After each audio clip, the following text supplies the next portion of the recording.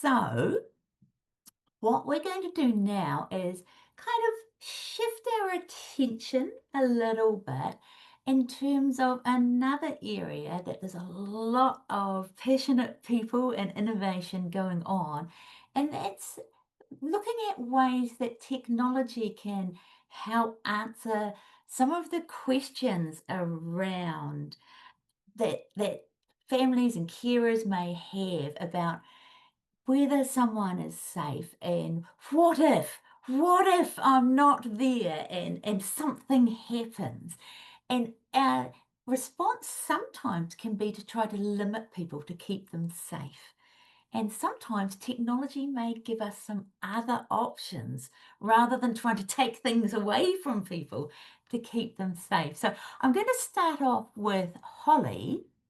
And Holly, I was just wondering if you can kind of just start us off with some of the things that when we're saying about supporting independence, what does that kind of mean in a day-to-day practical sense? Thank you so much, Susan. It's great to be alongside such passionate speakers. Just a bit about me. I'm working with Angela Edwards at Elli, which is an app that really is designed to support seniors and also people living with early to mid-stage dementia maintain their independence and live well independently. But of course, what does independence really mean? Because it's used so abstractly in so many different ways.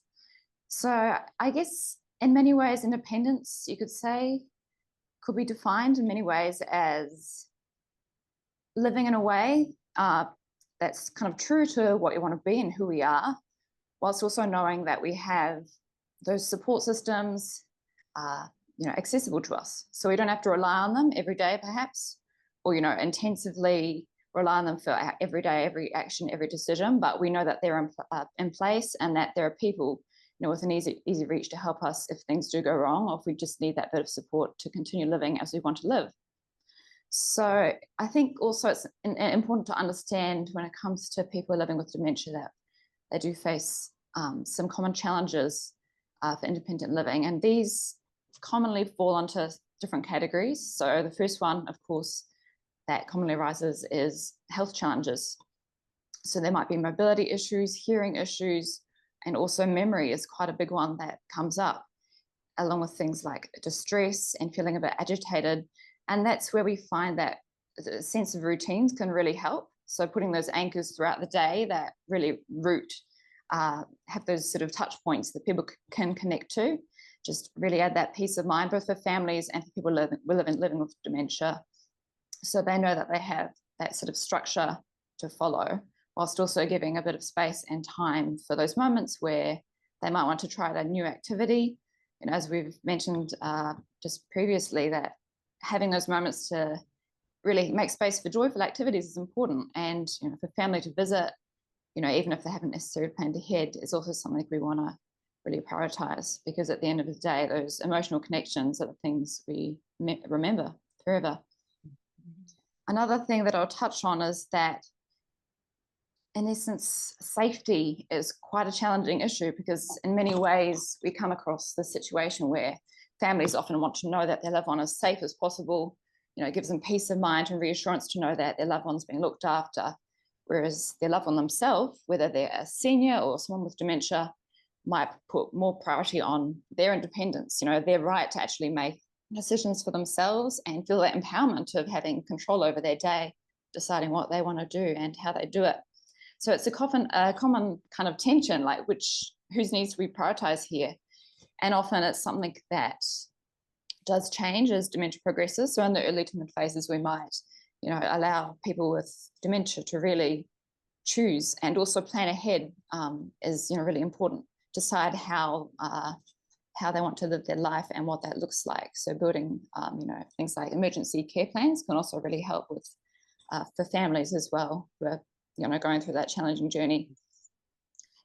Another aspect that we see in early cares is other challenges to do with safety, like wandering. So there's great technology out there that actually gives families peace of mind from afar.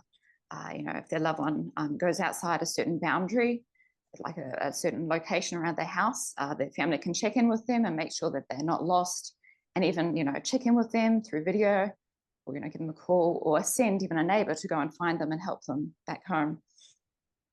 And even as we've mentioned, also just the idea of technology being it's a great tool, but you've also really got to understand the individual who's at the heart, of every situation, because especially today, there's lots of families who are apart. You might not necessarily be on the same street as, an older loved one or someone living with dementia.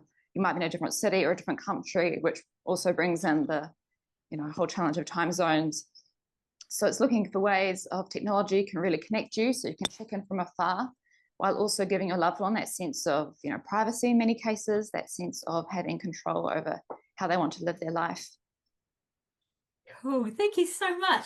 And lots of things in there. And I think in terms of some practical things, for example, that I know that Yeah, Elli Cares has responded to, which yeah, is it's a mobile phone app, isn't it? yeah. That one of them is around that idea of location, Mm-hmm. so that it's not that there's a restriction, but that if people go beyond what's normal for them and they set that themselves, that your app can just give a little message to check in. Would you like us to, are you okay? Would you like us to direct you back home? Would you like us to ring your contact person? So and it comes to the person. It's not just, oh, we alert someone else. It's like comes to the person first, doesn't it? Yes, absolutely. Yeah. So with the app, you can, every user, whether you're a caregiver, a family member, or an individual with dementia yourself, you can create a trusted care team. So that might include family members, trusted friends, and those people can receive alerts. If you run into an issue, if you forget, for example, like a important dose of medication as well, they'll get an alert so that it can check in with you and make sure that you're okay and everything's all right. And also in terms of location monitoring, it's often a kind of contentious subject sometimes, just because there are other location devices, that of course can track people's GPS locations wherever they are. But these can sometimes be bulky devices, wristwatches that someone living with dementia might not want to wear because they feel, restrictive.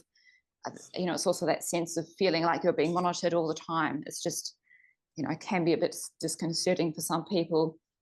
So at least with the Elli Cares app, it sort of only pings you, right? If you go outside a boundary, that would signal that something's a bit off, that something might be wrong.